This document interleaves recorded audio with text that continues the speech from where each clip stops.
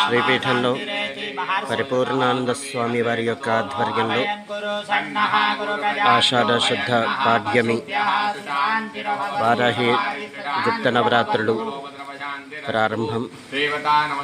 ముందుగా గణపతి అంబికా పూజతో ఈ గుప్త నవరాత్రుల్ని పూజ్య పరిపూర్ణానంద స్వామి వారి పర్యవేక్షణలో ప్రారంభించడం జరుగుతోంది.